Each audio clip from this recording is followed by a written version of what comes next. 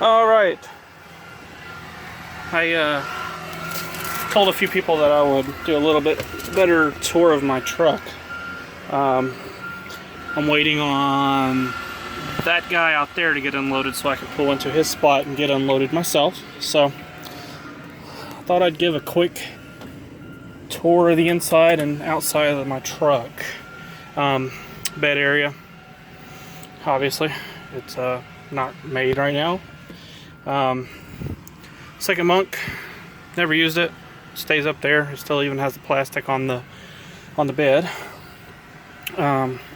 Do have TV mounted.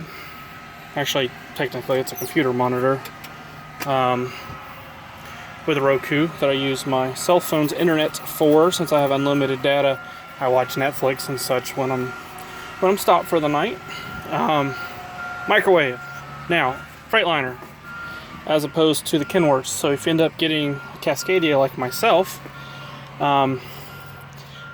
this microwave is one of the smaller ones that Walmart sells. Almost, you can't put it in there without taking off this entire shroud here. It does require a special tool, which is those little star or hex little bits, whatever they're called. I bought a set from the truck stop and it works just fine. And that way you can mount your microwave in there without it moving around, because before this I literally had my microwave stuck in this cubby hole and I'd have to pull it out, turn it around to utilize it. Obviously paper plates, paper bowls, bread. They keep food and such up there. I try to keep it organized, but when you're moving around and stuff, this junk goes everywhere.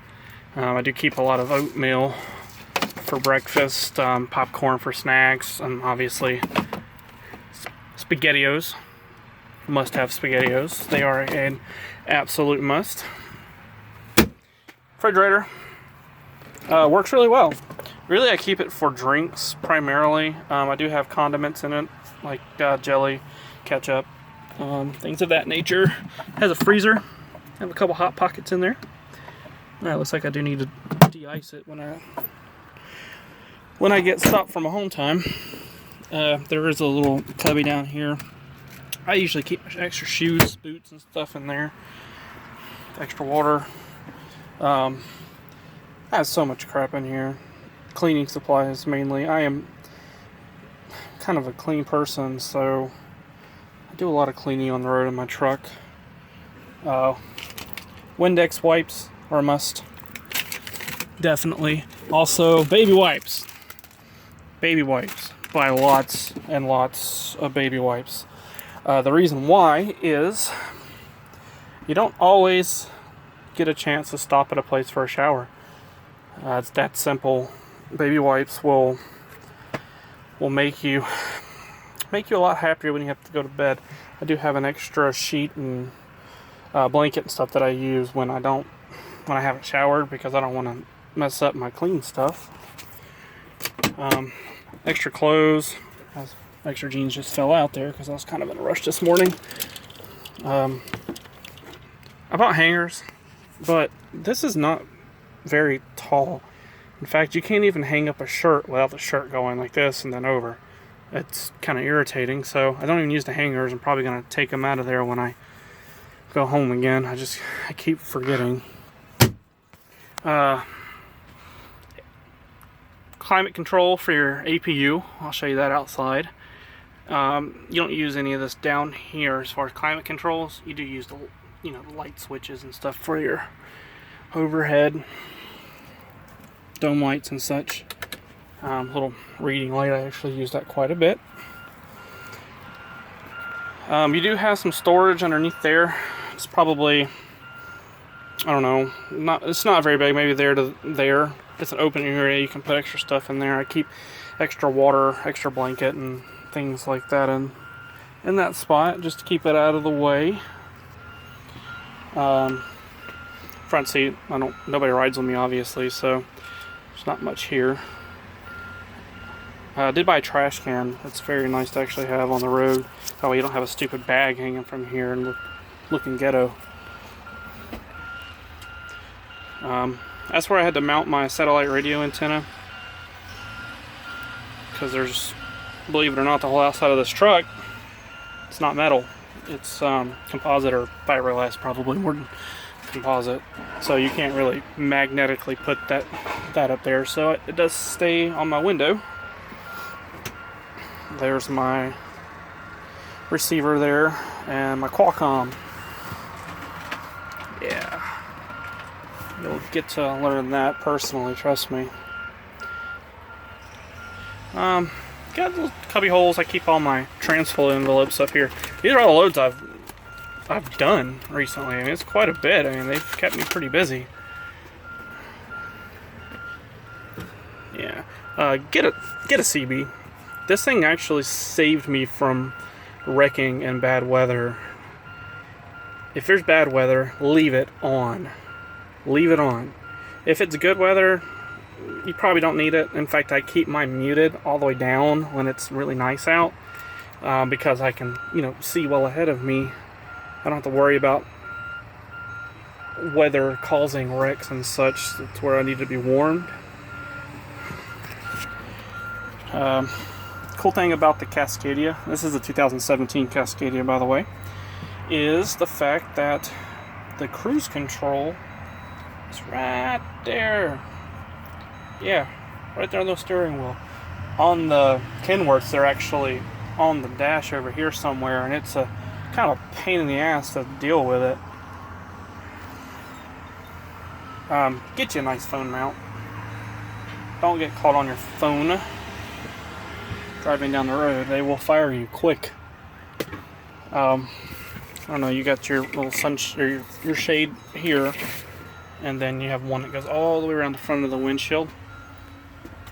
If it's really cold, I only close this one. That way the back area is easier to keep warm via the climate control. But normally I just close the front. It kind of gives you a little bit more living area, so to speak. Let's see here.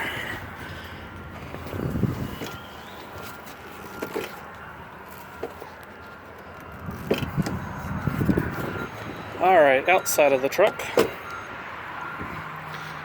It's a little dirty. It did rain on me a little bit this morning on the way into Dallas, where I am currently. These are top-of-the-line trucks. All painted bumpers, unlike the little baseline Cascadias. Def tank. We do use def fluid, obviously. All new trucks do. Fuel tank. That's where I keep all my straps. The straps. This thing right here. It's a strap winder. Buy one. First truck stop you go to. Correction. Once you get close to getting off your trainer truck, buy one. Unless you're already an experienced driver and getting your truck right away, go ahead and buy one. It will save you so much time. Each one of these straps, I mean, you gotta wind these bastards up, and they take a while. Let's see here. Oh, you'll get this. That little bar, that bar there. It's for your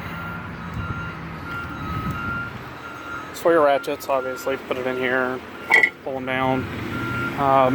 Other side, that square side, is for your chain binders. And let me get up there. I can show you that. You do have call it a headache rack. It's got all your stuff in it.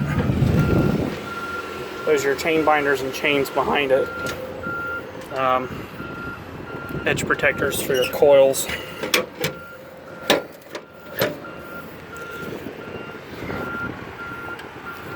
Your bungee straps here. They are a pain in the ass. Really, the worst part of this job is dealing with bungee straps. You could drop one of these from an airplane and it'll find something to cling on to before it hits the ground. I promise you that. That's all stuff for your coils, your coil racks. You'll learn about that in your orientation. Definitely pay attention too, because it's not something we do a lot of, but you'll get them and you'll forget, so pay attention.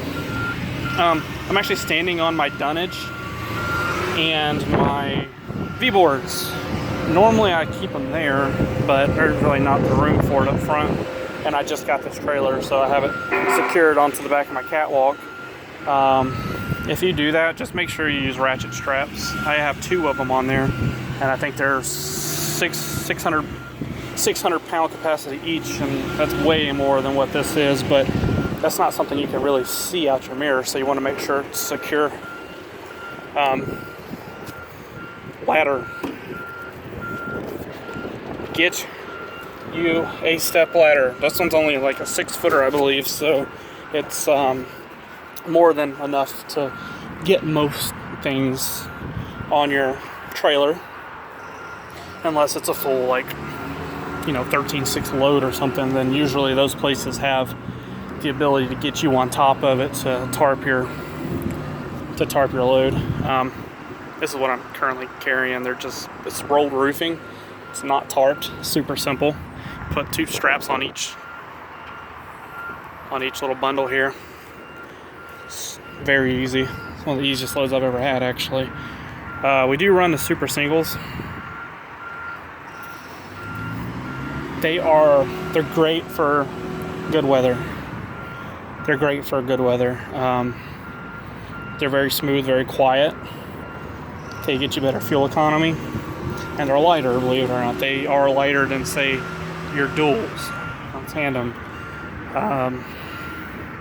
All of our trucks have them. I have never seen one of our trucks without super singles. They have treated me well. That is my APU. All that is, I think it stands for auxiliary power unit if I'm not mistaken, but that charges your batteries, because I do have a refrigerator in there, and if it's off like it is right now, it will drain your batteries pretty quick. So that is a must-have, and it also powers your heater and air conditioner in your sleeping berth when your engine's not on. So works great. I love it. You do have to check the oil on it just like you would your engine. I do it at the same intervals. I swear to you, I've yet to have to put oil in this thing. They're very efficient. Chain box, we don't run chains, so if there's weather where you have to run a chain, you won't. You're going to shut down. Melton does not want you to run chains. Rightfully so, it's dangerous. Would never work for a company that would make their driver utilize those. It's ridiculous. Okay. Our trailers are really nice. This is actually probably one of the oldest ones I've ever had. Center load point. Remember that. Center load point. The reason why, this is not the center of the trailer. Not even close. So if, say, you have 40,000 pound coil, and believe me, you will, you're going to put it right there. That's the center point of your entire truck. It's right there. So keep that in mind. Remember that. Most of them are marked. A lot of them are not. So just kind of remember the Melton just before it. This is a 53-foot trailer. This one's marked.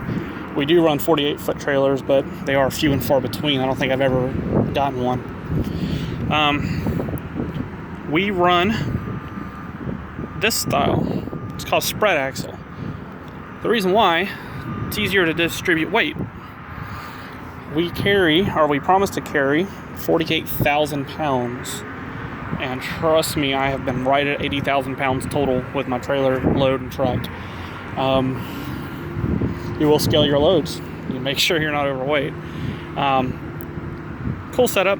Now, the characteristics of a spread axle trailer is a lot different than like a box, or we call them a van trailer. The reason why, it's not as nimble. Pulling it, you won't tell a difference. Turning, you won't really tell a difference. Backing is where you're going to tell a difference. These things do not turn on a dime like those vans do. And you see like Swift drivers in the truck stop, they can't even back their trailer, and they have, their tandems are really close together, and sometimes even towards the back, so they're really nimble when they turn. Us, no. You have to plan your backing. I I very rarely have to back at like a truck stop or something. I do most of my backing if I'm going to a customer and they have a dock. I like to get to the truck stop early. I get up early in the morning, usually around 4 a.m. That way I'm, usually around 3 o'clock in the afternoon, I'm done for the day. And there's plenty of parking where you can usually pull through a parking spot, which is ideal. But yeah, the turning sucks on these things, as far as backing anyway. Let's see. Come on the other side of the truck here. Really, the only thing that's different, obviously, is right there. That's our tarp box. I'm not gonna open it. I think it's a pain to close back. I got 3 of my tarps in there. Keep in mind those tarps are pretty big and they weigh about 120 pounds each. And I also have padding in there. I have a little scrap piece of tarp that I can use as padding as well, because you don't want your tarps to be cut through, because that'll get your product wet and you'll have to actually patch it.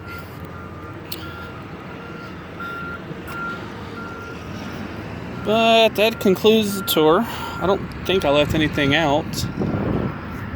Just remember, if you guys have any questions, just shoot me an email. I've answered quite a few actually, and I went and visited the orientation at Tulsa a few days ago, and Alex, the instructor there, actually told me that a few of you guys have mentioned me, so that's pretty cool. But I'm gonna see if I can get this unloaded, so I can go get my next stop and get on down the road.